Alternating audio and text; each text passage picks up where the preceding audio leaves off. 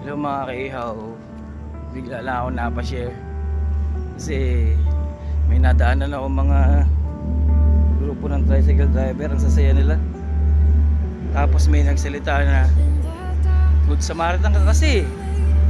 So naalala ko lang yung kwento sa Bible tungkol sa Good Samaritan. Ayon sa Lucas chapter 10 verse 25, merong isang tagapagturo ng kautosang Hudyo ang nagtanong kay Jesus. Ang sabi, Guro, ano ba ang kailangan kong gawin para magkaroon ng buhay na walang hanggan? Sumagot si Jesus, ano ba ang nakasaad sa kautosan? Sabi doon, ibigin mo ang Diyos ng buong puso, buong kaluluwa, buong isip, buong lakas, at ibigin mo ang iyong kapwa gaya ng pag-ibig mo sa iyong sarili. At sumagot si Jesus, gawin mo ang mga bagay na yon. Pero ayaw lang palang niyang mapahiya yung nagtanong. Kaya sinagot niya ito ng isang kwento, isang parabol. Sabi doon, ang kwento ng mabuting Samaritano. Sabi sa kwento, mayroon isang lalaking naglalakbay mula Jerusalem papuntang Jericho, ang hinarang ng mga tulisan. Ninakawan, binugbog, at iniwang halos patay na. Pagkatapos no, nagkataon may dumaang isang paring Hudyo. At imbis na tulungan, lumis siya. At nagkataon ding may dumaang isang Levita na nakita yung tao binugbog. Lumis din ito. Ulan. Ngunit pagkatapos noon, sabi sa kwento, mayroong isang Samaritanong manlalakbay na nakita yung lalaki. Naawa siya dito, kaya tinulungan niya, binuhusan niya ng alak at langis yung sugat, pinindahan, sinakay sa kanyang hayop o asno at dinala doon sa bahay panuluyan para doon gamutin. Katapos doon, sabi niya doon sa may-ari ng bahay, binayaran niya ng 2 pirang pilak. Sabi niya, alagaan niya sa gumaling, at kung kulang pa, babayaran niya lahat.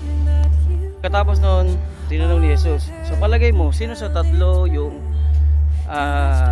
mabuting kapwa doon sa taong hinarang ng mga tulisan? At sinabi ni Jesus, ganun din ang gawin mo. Ano, mga kaihaw, madalas yung Good Samaritan ay ina-address natin for doing good, for helping others. Pero pag tinignan natin yung context, ang pinag-uusapan nila ni Jesus, kung paano magkaroon ng buhay na walang hanggan. So, isa-isahin natin yung mga scenario sa kwento. Sabi doon, yung tulisan na nagnakaw, nangagaw ng damit, halos patay na iwan yung lalaki. Do you think si Satan yun?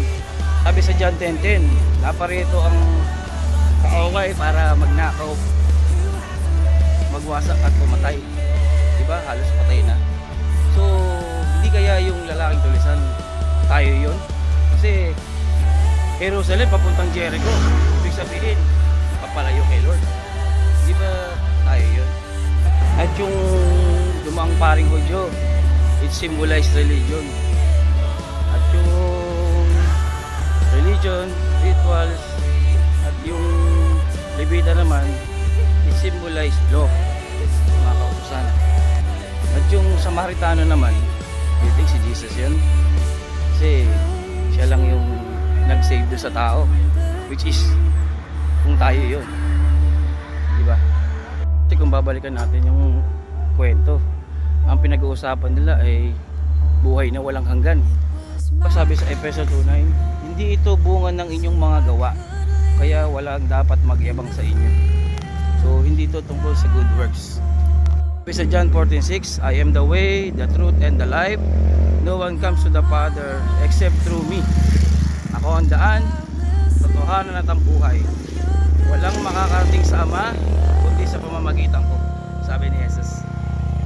So, tungkol ito sa salvation. Si Satan yung tulisan, tayo yung taong hinarang. Walang religion na makapagliligtas sa atin, wala ring utos na makapagliligtas sa atin, kundi si Jesus lang ang makakapagligtas sa atin. So yun lang mga kapatid. God bless.